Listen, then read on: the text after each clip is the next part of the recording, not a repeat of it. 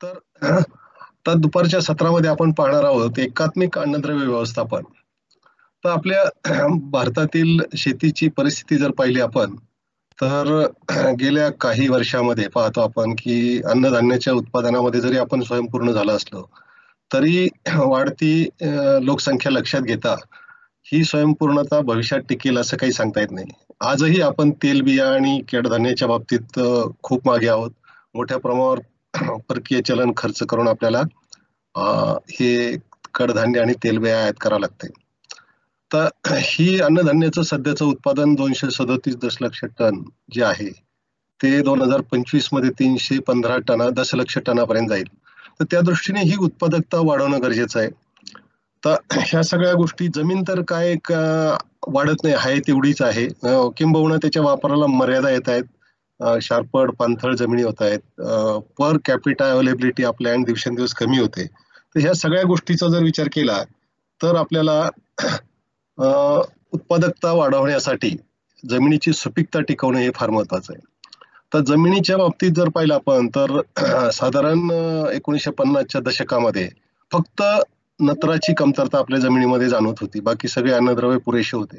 परंतु पुढे 60, 70, 80, 90 आणि आता 2000 ह्या दशकाचा जर विचार केला, तर 60 साली नत्राबरोबर लोहाची कमतरता जाणवायला लागली. 70 साली लोह, फॉस्फरस, झिंक, पोटॅशियम ह्याची कमतरता आणि आज मल्टीन्यूट्रिएंट डिफिशियन्सी आपल्याला जाणवतात. याचं कारण असं आहे की जे काही आपण खतं घालतो ते संतुलित खतं घालत नाही. आता बरेचसे पिकं आहेत ते फक्त रासायनिक खतावरती आपण पिकं घेतो आणि रासायनिक खतामध्ये कुठलंही खत असं नाही की सगळ्या प्रकारचे अन्नद्रव्य त्यातनं दिले जातात. तर कुठल्याही पिकाच्या वाढीसाठी प्रामुख्याने ही 16 मुख्य अन्नद्रव्यांची आवश्यकता असते. नत्र, स्फुरद, पालाश ही मुख्य अन्नद्रव्य आहेत.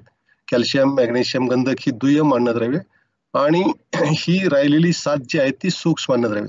तर ही 16 ही अन्नद्रव्य पिकाच्या वाढीसाठी आवश्यक असतात. त्यातलं एखादं जरी अन्नद्रव्य कमी असलं तर इतर अन्नद्रव्याच्या उपलब्धतेवर त्याचा अनिष्ट परिणाम होतो. त्याला अँटीगोनिस्टिक इफेक्ट असं म्हणतो आपण. किंवा एखादा अन्नद्रव्य प्रमाणापेक्षा जास्त झाला तरीही इतर अन्नद्रव्याच्या उपलब्धतेवर त्याचा अनिष्ट परिणाम होतो. आता नुसते रासायनिक खतं घालताना आपण एकतर सरळ खतं किंवा संयुक्त खतं वापरतो. सरळ खतं म्हणजे युरियामध्ये फक्त नत्र पुरवला जातो. सिंगल सुपर फॉस्फेट मधून स्पोरोजच्या बरोबर कॅल्शियम आणि गंधक थोडासा मिळतो. पालाशमध्ये फक्त पालाश दिला जातो. परंतु सेंद्रिय खतामध्ये शेणखत, कंपोस्ट खत असं एकमेव खत आहे की यातनं सगळेचे 16च्या 16 अन्नद्रव्य दिले जातात. म्हणून कुठल्याही विद्यापीठाची कुठल्याही पिकाची खताची शिफारस जर आपण पाहिली, तर पहिली शिफारस असते 5 टन शेणखत किंवा कंपोस्ट खत किंवा 10 गाड्या शेणखत, 20 गाड्या शेणखत अधिक ही खताची मात्रा. तर त्या पद्धतीने हे कॉम्बिनेशन सेंद्रिय आणि रासायनिकचं हे फार महत्वाचं आहे. परंतु सध्याच्या शेती करण्याच्या पद्धतीत आपण हळूहळू सेंद्रिय विसरत गेलो आणि नुसत्या रासायनिक खतावर शेती करायला लागलो. त्यामुळे ह्या मल्टीन्यूट्रिएंट डिफिशियन्सी आपल्याला जाणवायला लागल्या. आणि मग काय होतं की त्यामुळे नॅचरली उत्पादकता ही कमी कमी होत गेली. आता आपण सोयाबीन पिकाच्या बाबतीत एकात्मिक अन्नद्रव्य व्यवस्थापन पाहणार आहोत. तर सोयाबीन हे द्विदलवर्गीय पीक आहे. नॅचरली याला नत्र कमी लागतो, स्फुरद आणि पालाश हा जास्त लागतो. तर आपल्या जमिनीमध्ये पालाश हा पुरेशा प्रमाणात आहे. तरीही हिडन हंगर ज्याला म्हणतो आपण की काही प्रमाणात पालाश जरी जमिनीत भरपूर असला तरी पालाश दिला तर उत्पादकता वाढते. दुसरी महत्वाचं पालाचा उपयोग असा होतो की कीड रोग प्रतिकारक क्षमता त्यामध्ये वाढते. विशेषतः तांबेऱ्याच्या बाबतीत आम्ही पाहिलं की पालाश ऍप्लिकेशनमुळे स्पोर्स जे आहेत नोड्युलेशन ते थोडंसं लांबतंय, म्हणजे तांबेरा प्रतिबंधकपणा त्यामध्ये थोडासा येतोय. तर ह्या सगळ्या गोष्टीचा जर विचार केला आपण तर भुईमुग किंवा इतर कडधान्य वर्गीय पिकं जे डाळवर्गीय पिकं आहे त्याच्यामध्ये आपण इतर पिकामध्ये आपण 25 किलो नत्र आणि 50 किलो स्फुरद अशी शिफारस आहे. परंतु सोयाबीन थोडंसं अपवाद आहे त्याला. इथे आपण 50 किलो नत्र आणि 75 किलो स्फुरद ही मात्रा शिफारशीत केलेली आहे. याचं कारण की याची उत्पादन क्षमता जास्त आहे. दुसरी गोष्ट याच्यामध्ये प्रथिनांचं प्रमाण जास्त आहे. तर प्रोटीन सिंथेसिससाठी नायट्रोजन हा आवश्यक असतो, त्यामुळे नत्र थोडासा इथे आपण जास्त द्यायला सांगतो. आणि पालाशमुळं रोगप्रतिकार क्षमता येते. आता हा जरी मुख्य अन्नद्रव्याचा डोस आपला 50 किलो नत्र, 75 किलो 75 किलो स्फुरद आणि 45 किलो पाला जरी असला तरी इतर अन्नद्रव्य गरजेप्रमाणे देणं हे आवश्यक आहे. तर हा डोस ठरवताना दुय्यम आणि सूक्ष्म अन्नद्रव्य जमिनीत पुरेसं आहे असं आपण गृहीत धरून हा डोस ठरवलेला आहे. आणि हा डोस सुद्धा सरासरी उत्पादकता डोळ्यासमोर ठेवून ठरवलेला असतो. परंतु प्रत्येक आता काही शेतकरी एकरी 20 क्विंटल उत्पादन घेतात, काही 5 क्विंटल घेतात, 8 क्विंटल घेतात, 10 क्विंटल घेतात. तर सगळ्यांनी एकच डोस देऊन चालणार नाही. दुसरी गोष्ट, सगळ्याच्या जमिनीची सुपीकता ही वेगवेगळी आहे. आता आपण सुपीकता निर्देशांक काढतो, गावागावामध्ये माती परीक्षण केलं जातंय, सुपीकता निर्देशांकाचा नकाशा गावामध्ये लावायला सांगतोय. तर ही एवढा अवेअरनेस आता शेतकऱ्यांमध्ये आलेला आहे, आपल्या विभागात आलेला आहे. तर सुपीकता निर्देशांक हा प्रत्येक गावचा वेगळा, प्रत्येक क्षेत्राचा वेगळा. तर त्या दृष्टीने ही कॉमन मात्रा देऊन चालणार नाही. तर त्यामध्ये जो बदल करायचा आपल्याला, तर त्या दृष्टीने हे एकात्मिक अन्नद्रव्य व्यवस्थापन फार महत्वाचं आहे. आणि त्या दृष्टीने आपण ही माहिती पाहूया आता. तर एकात्मिक अन्नद्रव्य व्यवस्थापन याची उपयुक्तता काय? म्हणजे सगळ्या प्रकारचे अन्नद्रव्य ही वेगवेगळ्या खतातनं द्यायची. म्हणजे सोर्स ऑफ फर्टिलायझर जो आहे तो वेगवेगळा, जसं एकात्मिक तण नियंत्रण पाहिलं आपण, एकात्मिक कीड नियंत्रण आहे, एकात्मिक रोग नियंत्रण आहे, तसंच एकात्मिक अन्नद्रव्य व्यवस्थापन आहे.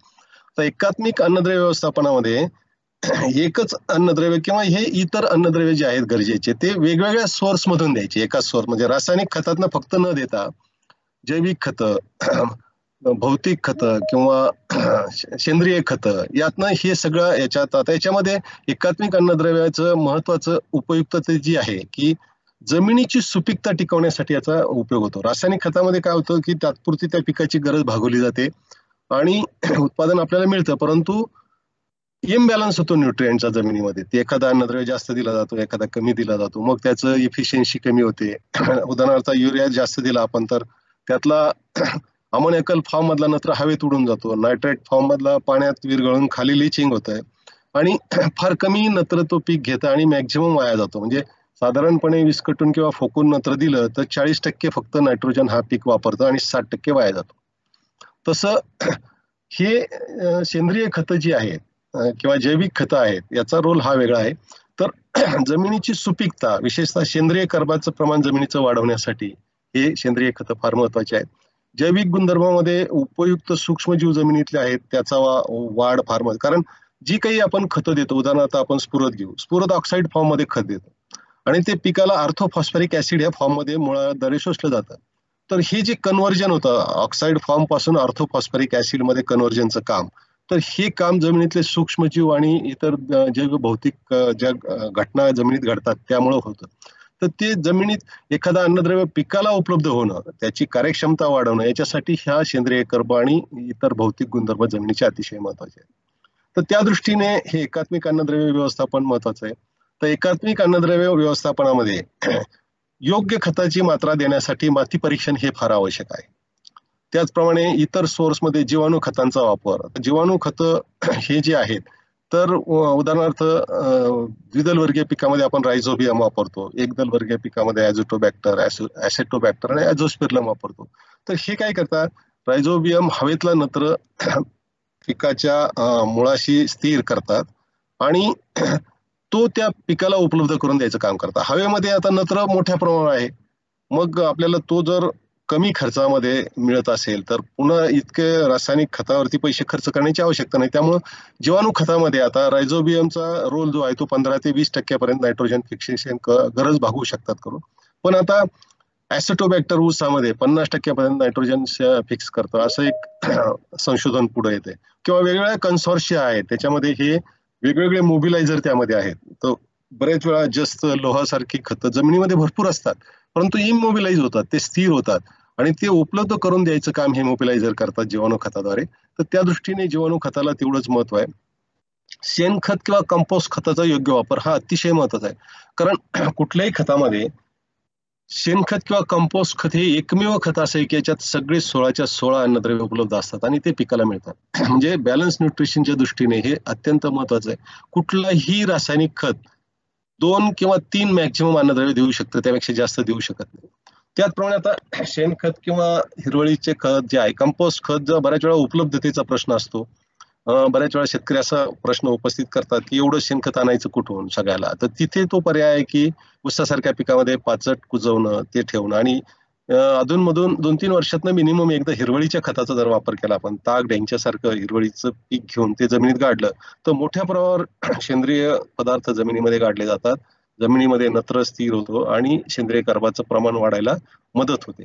तर अशा प्रकारे एकात्मिक अन्नद्रव्य व्यवस्थापनाद्वारे अन्नद्रव्याचा समतोल राखला जातो. त्या दृष्टीने त्याचं महत्व आहे. आता जमिनीची सुपीकता आणि उत्पादकता हे 2 गुणधर्म फार महत्वाचे आहेत.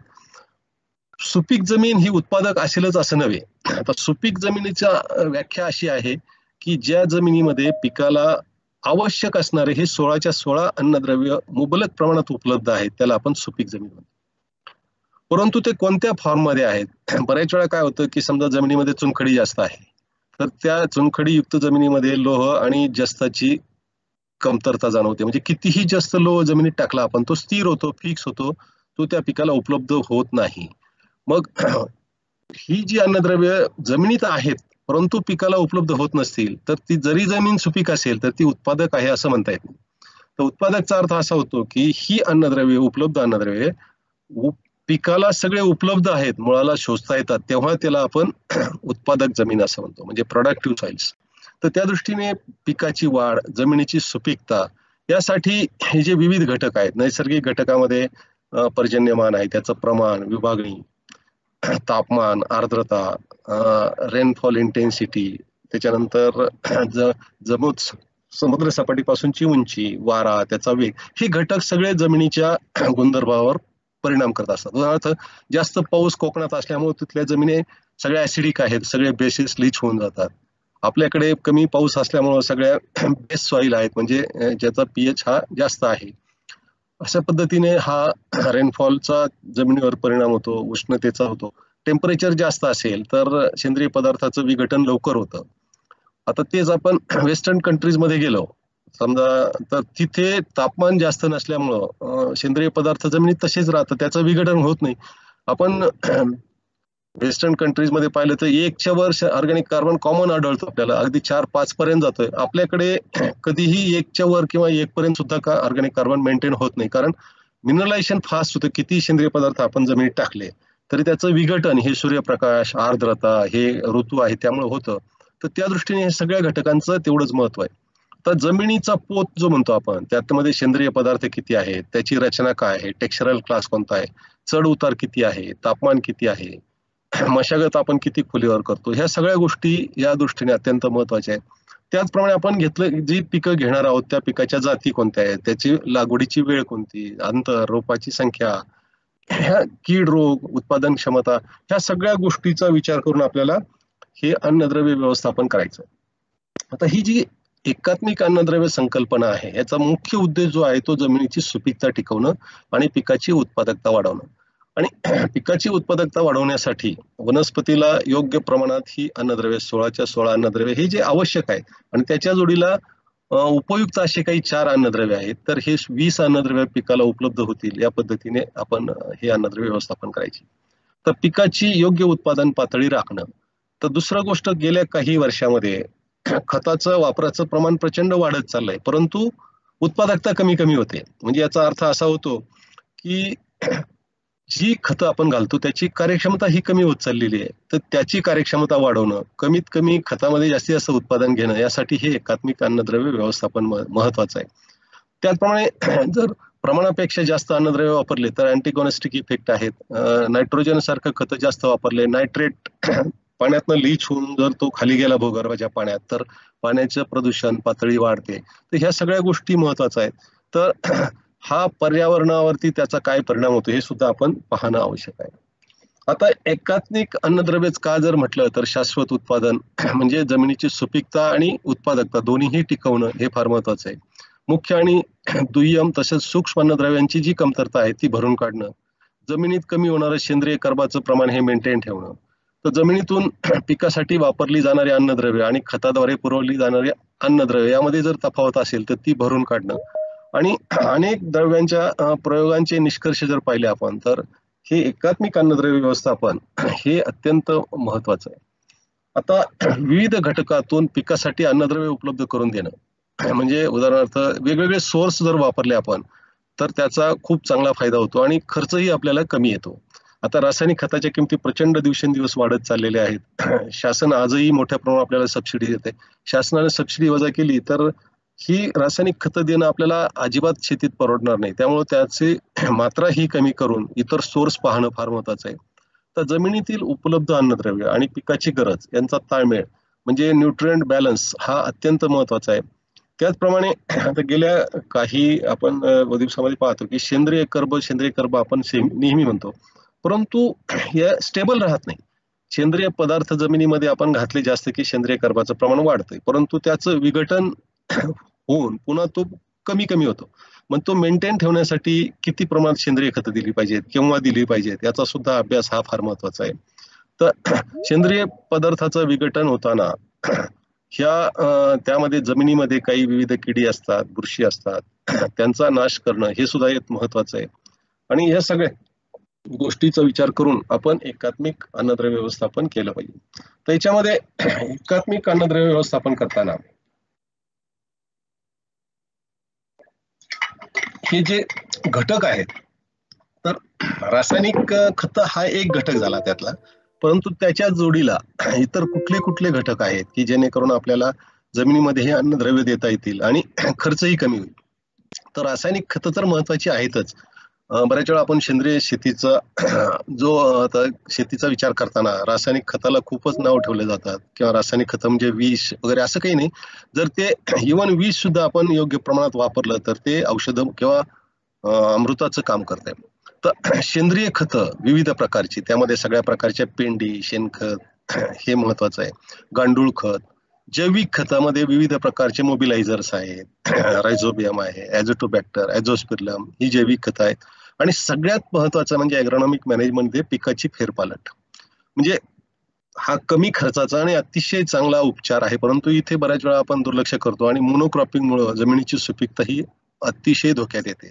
आता आपल्याकडचं जर पाहिलं आपण तर कंटिन्यू ऊसाचं पीक घेतल्यामुळे जमिनी ह्या क्षारयुक्त चोपण व्हायला लागल्या. जास्त खत घालून सुद्धा प्रोडक्टिव्हिटी कमी कमी कमी होताना दिसते. तर ही पिकाची फेरपालट अत्यंत महत्वाची आहे. पिकाच्या फेरपालटीमुळे काय होतं की द्विदल वर्गीय पिकाचा समावेश आपण या फेरपालटीत केला तर मोठ्या प्रमाणावरती पानगळ होते किंवा मुळं खोलवर जातात. त्यामुळं जमिनीमध्ये सेंद्रिय पदार्थ हे जमिनीत मिसळले जातात आणि नॅचरली ऑर्गॅनिक कार्बन वाढतो. तर ही फेरपालट अत्यंत महत्वाची आहे.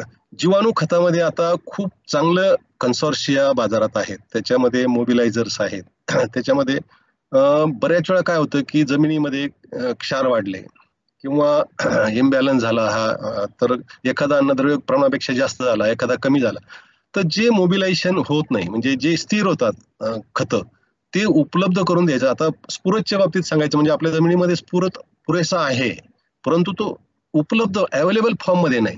मग तो अवेलेबल करून देण्यासाठी स्फुरद विद्राव्य सूक्ष्मजीव आपण वापरतो. त्याच्यामध्ये सुद्धा खूप वेगवेगळे स्ट्रेन्स आहेत. झिंक आणि लोहाच्या बाबतीत सुद्धा तसंच आहे. झिंक आणि लोह हे दोन सूक्ष्म अन्नद्रव्य आपल्याकडे मोठ्या प्रमाणावर त्याची कमतरता जाणवते. तर त्याची खताची गरज जी आहे ती आपण झिंक सल्फेट आणि फेरस सल्फेट मधून देतो. परंतु जर का जमिनी आपल्या चुनखडीयुक्त असतील किंवा काही कारणास्तव क्षार असतील तर ह्याची व्हर्टिसॉल मध्ये, ज्या जमिनीमध्ये चिकन मातीचं प्रमाण जास्त आहे, खोली जास्त आहे, अशा जमिनीमध्ये इक्रिसॅटचा एक रिपोर्ट असा आहे की व्हर्टिसॉल मध्ये झिंक यूज इफिशियन्सी ही 2% आहे. म्हणजे जर 100 किलो झिंक टाकला आपण तर 2च किलो झिंक हे पिकं वापरतात आणि 98 किलो तो जमिनीमध्ये स्थिर होतो. तर हे स्थिर झालेली मात्रा पिकाला उपलब्ध करून द्यायचं काम हे कन्सोर्शिया मधले मोबिलायझर करतात आणि त्याच्यामध्ये त्याचा वापर आता काळाची गरज आहे. तर त्या दृष्टीने आपण जैविक खतामध्ये पाहिलं आपण सूक्ष्म स्फुरद विद्राव्य सूक्ष्म जीव आहेत, रायझोबियम आहे, ॲझोटोबॅक्टर, ॲझोस्पिरलम, निळं हिरवं शेवाळ, व्हीए मायक्रोरायझा, तर याचा वापर वेगवेगळ्या पिकामध्ये वेगवेगळ्या पद्धतीने केला जाईल. तर सेंद्रिय खतामध्ये आपण जर पाहिलं तर भर खतं, जोर खतं, हिरवळीची खतं आणि जीवाणू खतं असं याच्यामध्ये ग्रुपिंग आहे. याच्यामध्ये भर खतामध्ये शेणखत, कंपोस्ट खत, गांडूळ खत, सोनखत, लेंडी खत, कोंबडी खत, वेस्ट जे आहे ते अर्बन वेस्ट म्हणजे शहरी घन कचरा, जोर खतामध्ये विविध पेंडी येतात. आता भुईमुगाची पेंड कोणी जनरली शेतीत वापरत नाही. पूर्वी वापरत होतो आपण, परंतु हा अतिशय चांगला प्रथिनांचा सोर्स असल्यामुळं पशुखाद्यामध्ये, मानवी खाद्यामध्ये त्याचा वापर मोठ्या प्रमाणावर होतो. करई पेंड, सरकी पेंड, निंबोळी पेंड, मासळी खत, हाडांचा चुरा, बेसिक स्लॅग, रक्ताचं खत, हे सगळे जोर खतं म्हणून वापरतात. म्हणजे कम्पॅरेटिव्हली यामध्ये अन्नद्रव्याचं प्रमाण थोडंसं जास्त असतं. हिरवळीच्या खतामध्ये ताक, ढेंच्या, चवळी, मूग किंवा सगळ्या प्रकारचे द्विदलवर्गीय पिकं, गिरीपुष्प, सुबाबूळ, हे 2 पिकं अशी आहेत की बांधावर जर याची लागवड केली आपण आणि तो पाला जरी जमिनीत टाकला, तर सोलापूरला याच्यावर खूप चांगलं संशोधन झालं. ग्लिरिसिडी आणि सुबाबूळचा पाला, 5 टन पाला जर आपण ज्वारीत टाकला, रब्बी ज्वारीमध्ये बांधावरचा कापून, तर नत्र खत द्यायची गरज नाही. संपूर्ण नत्र ह्या पाल्यातनं, त्या 5 टन पाल्यातनं त्या ज्वारीला मिळतो आणि जमिनीची सुपीकता सुद्धा मेंटेन होते. तर त्या दृष्टीने त्याला रोल फार महत्वाचा आहे. जीवाणू खतामध्ये azotobacter, rhizobium, ॲझोस्पिर्लम, ॲसिटोबॅक्टर, PSB, mycorrhiza, azolla, निरहिळवश आणि विविध मोबिलायझर्स हे त्याच्यामध्ये आहेत. आता पिकाच्या फेरपालटीमध्ये आपण सांगितलं कडधान्याचं महत्व फार महत्वाचं आहे. तर हे डाळवर्गीय पिकं, सोयाबीन सुद्धा त्यामध्ये मोडतो. तर हवेतलं नत्र स्थिर करण्याचं काम करतात आणि याचं बेवड उत्तम मानलं जातं. याचं कारण असं आहे की पानगळ जमिनीमध्ये मोठ्या प्रमाणात होते आणि हवेतला नत्र मॅक्झिमम जमिनीत स्थिर झाल्यामुळं पुढच्या पिकाची काही प्रमाणात नत्राची गरज भागवली जाते. जमिनीचा पोत टिकून राहण्यासाठी सेंद्रिय कर्बाचं प्रमाण वाढवण्यासाठी याचा उपयोग होतो आणि पीक तयार झाल्यानंतर शेंगा तोडून ते पालापाचोळा जर जमिनीत गाडला तर मोठ्या प्रमाणात सेंद्रिय कर्ब प्रमाण वाढायला मदत होते. त्याचप्रमाणे कडधान्यामध्ये प्रथिनांचं प्रमाण जास्त आहे. त्याचप्रमाणे खनिज आणि जीवनसत्व हे पुरेशा प्रमाणात असतात. म्हणजे आहारासाठी सुद्धा त्याचं महत्व आहे. तर या दृष्टीने कडधान्याचं माझं आंतरपीक, दुबार पीक किंवा मिश्र पीक आणि फेरपालटीसाठी अतिशय उत्तम मानलं जातं. त्याच्यामध्ये हे महत्वाचं आहे की हे SNF, सिम्बायोटिक नायट्रोजन फिक्सेशन, त्याचप्रमाणे phosphorus mobilisation, soil acidification, nutrient cycling, तर हे नवीन कन्सेप्ट आता ह्याच्यामध्ये जैविक खतामध्ये आलेले आहेत. तर नायट्रोजन फिक्सेशनचा जर विचार केला आपण तर विविध पिकांद्वारे नायट्रोजन जमिनीत किती फिक्स होतो हा चार्ट दाखवतोय. तर याच्यामध्ये आपण पाहिलं की वेगवेगळे पिकं आहेत. तर त्यामध्ये हरभरा, कॉमन बीन, चवळी, वाटाणा, मसूर हे जे आहेत त्याच्यामध्ये द्विदलवर्गीय पिकामध्ये सोयाबीन, ग्राउंडनट सुद्धा आहे. तर सोयाबीनने साधारण 93 क्षेत्र जे आहे सोयाबीनचं ते 93 मिलियन हेक्टर आहे आणि नायट्रोजन फिक्सेशन त्यामुळं साधारणपणे हा एकूण आपण देश पातळीवर जर पाहिलं तर 16 मिलियन टन नायट्रोजन त्यामुळे फिक्स होतो सोयाबीनमुळे. तर ह्याचा एकूण जर पाहिलं तर याचा मेजर रोल आहे नायट्रोजन फिक्सेशनचा. त्याचप्रमाणे हे वेगवेगळे ग्रुप आहेत क्षेत्र, पल्सेस, ऑइलसीड्स, फॉरेस्ट ग्रुप्स, तर त्यामुळं जमिनीत फिक्स होणारा हा जो आहे त्याच्यामध्ये ऑइलसीड ग्रुपमध्ये जे आहे तो 15 मिलियन हेक्टर क्षेत्र आहे आणि जवळजवळ 0.9 मिलियन टन त्यामुळं नायट्रोजन जमिनीमध्ये फिक्स होतो. एकूण जर पाहिलं ह्या द्विदलवर्गीय पिकामुळं तर 46 मिलियन हेक्टर क्षेत्र आहे आणि त्याचं जर नायट्रोजन फिक्सेशन म्हटलं तर 2.8 मिलियन टन, याचं व्हॅल्युएशन जर केलं तर 5,150 कोटी रुपयाचं नत्र ह्या पिकांद्वारे जमिनीमध्ये फिक्स केला जातो. तर त्या दृष्टीने हे नत्र फिक्स करणारे विविध पिकं आहेत आणि त्याचं प्रमाण सोयाबीन मध्ये पाहिलं आपण तर साधारण 60 ते 168 किलो नत्र जमिनीमध्ये वेगवेगळ्या परिस्थितीमध्ये जमिनीमध्ये फिक्स केला जातो. तर त्या दृष्टीने हे फार महत्वाचं आहे.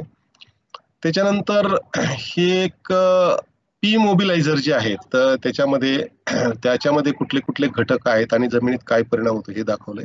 आता हे एकात्मिक अन्नद्रव्य व्यवस्थापन करताना आणि जमिनीची सुपीकता टिकवायची असेल तर आपल्याला जमिनीमध्ये सध्याची स्थिती काय आहे ही जाणून घेणं गरजेचं आहे आणि त्यासाठी माती परीक्षण हे फार महत्वाचं आहे. तर माती परीक्षणामध्ये 3 प्रकारचे गुणधर्म आपण तपासतो: भौतिक गुणधर्म, रासायनिक गुणधर्म आणि जैविक गुणधर्म. तर भौतिक गुणधर्म प्रत्येक वेळेस किंवा दरवर्षी तपासायची आवश्यकता नाही. त्यामध्ये लगेच काही फेरफार किंवा बदल फारसा होत नाही. त्यामुळे 4-5 वर्षातनं एकदा आपण भौतिक गुणधर्म तपासायला हरकत नाही. परंतु रासायनिक आणि जैविक गुणधर्म हे वेळोवेळी जर तपासले तर त्याचा आपल्याला खूप चांगला फायदा होतो. त्याचा विद्राव्य क्षाराचं प्रमाण जमिनीत किती आहे, त्याचा जमिनीचा सामू किती आहे, सामू आणि क्षारता जर पाहिली तर जमीन चोपण आहे की क्षारयुक्त आहे हे आपल्याला कळतं. मग त्यावरून भूसुधारकांचा वापर करणं गरजेचं आहे का, किंवा सोडियमचं प्रमाण किती आहे, एक्सचेंजेबल सोडियम त्या जमिनीत किती आहे हे आपल्याला त्यावरून कळतं.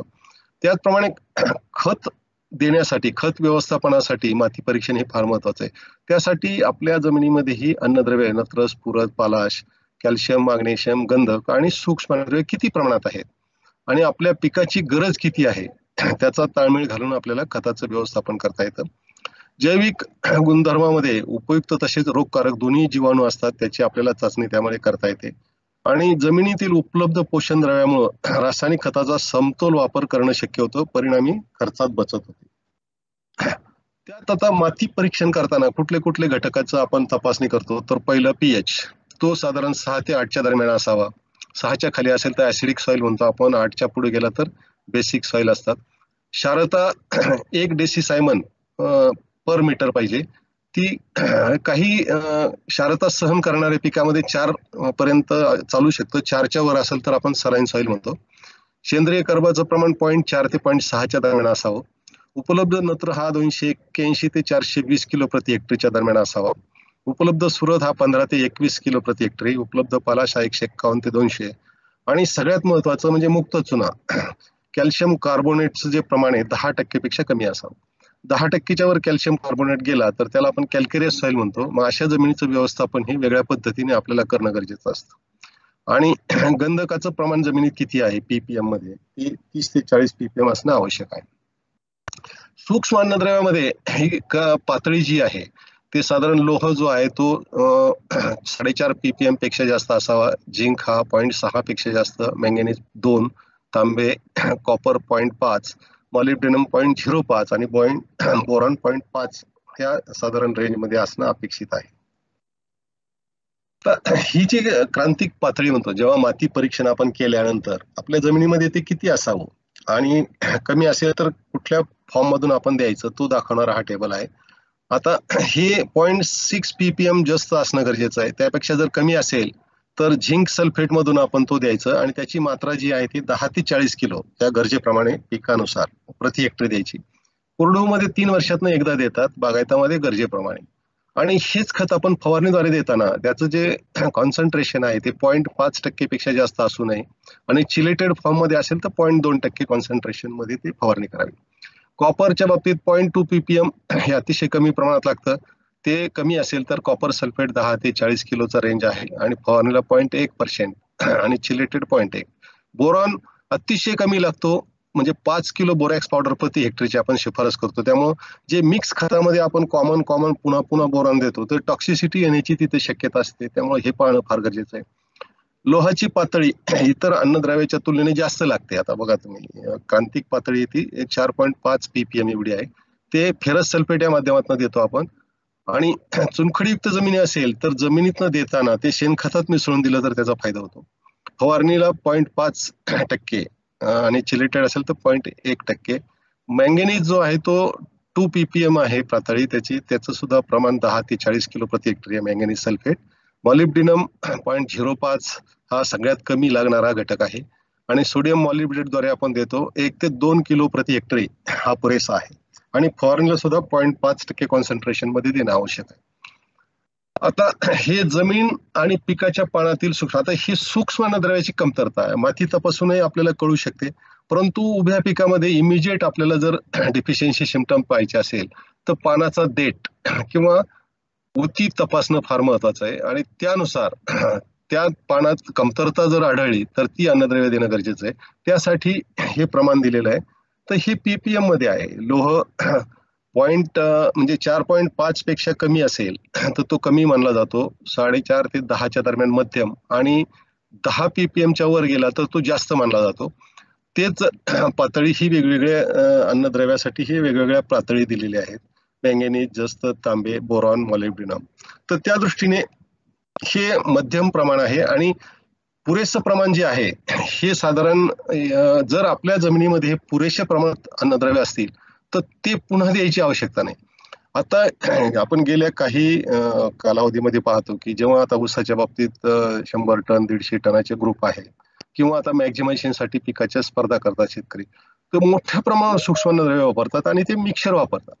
तर हे थोडंसं इथं चुकीचं असं वाटतं की एखादं अन्नद्रव्य, आता उदाहरणार्थ बोरॉन आणि मॉलिब्डेनम अतिशय कमी प्रमाणात लागतात आणि ते प्रत्येक वेळेस जर ऍड करत गेलो आपण आणि त्याची पातळी जमिनीत वाढली तर टॉक्सिसिटी इफेक्ट सुद्धा येण्याची शक्यता असते. त्यामुळे सूक्ष्म अन्नद्रव्य शक्यतो मिक्सर फॉर्म मध्ये न देता जी अन्नद्रव्य आपल्या जमिनीत कमी आहेत ती त्या रिस्पेक्टिव्ह सल्फेट फॉर्म मध्ये आपण शेणखतात मिसळून दिली किंवा अगदीच गरज असेल तर फवारणीद्वारे दिली तर त्याचा निश्चित चांगला फायदा होतो. त्यामुळं सूक्ष्म अन्नद्रव्य देताना गरजे इतकीच देणं आवश्यक आहे. आता एक अतिशय महत्वाचा गुणधर्म जमिनीचा आहे तो, आता आपल्याकडे बऱ्याचशा जमिनी क्षारयुक्त होत चाललेल्या आहेत आणि क्षारयुक्त जमिनी लगेच लक्षात येत नाही, त्या हळूहळू क्षार वाढत जातात आणि मग पिकाची उत्पादन पातळी कमी कमी कमी कमी होत जाते. तर त्यासाठी अगोदरच हे लक्षात आलं तर आपल्याला उपाययोजना केल्या तर क्षारयुक्त किंवा चोपन जमिनी होण्यापासून आपण ते थांबवू शकतो.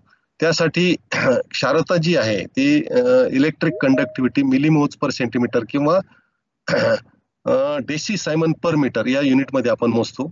तर ते दोन्ही इक्विव्हॅलंट युनिट आहे. 1 मिलीमोज पर सेंटीमीटर किंवा 1 डेसी सायमन पर मीटर ही चांगली पातळी मानली जाते. 1 ते 2 असेल तर उगवण क्षमता त्या पिकाची त्या जमिनीमध्ये कमी येते, ऑस्मोटिक प्रेशर वाढतं आणि उगवण चांगली होत नाही. क्षारता 2 ते 3च्या दरम्यान असेल तर काही पिकांना ती अपायकारक असते आणि 3च्या वर गेली तर बहुतांश पिकांना अपायकारक असते. तर त्यामुळं ह्या सगळ्या गोष्टींचा आपण विचार करणं गरजेचं आहे. तर मुक्त चुना, कॅल्शियम कार्बोनेट हा अतिशय महत्वाचा घटक आहे. विशेषतः फळबागेसाठी हे अतिशय धोक्याचं आहे. ज्या जमिनीमध्ये चुनखडी जास्त आहे तिथे फळबाग कुठलीच चांगली येत नाही. तर त्या दृष्टीने हे नियोजन फार महत्वाचं आहे. भुईमुग, सोयाबीन कम्पॅरेटिव्हली कॅल्करस सॉइल मध्ये चांगले येतात, परंतु काही जे कडधान्य वर्गीय पीक आहेत ते अतिशय संवेदनाक्षम आहेत. तर त्यामुळं मुक्त चुन्याचं प्रमाण किती आहे ते सुद्धा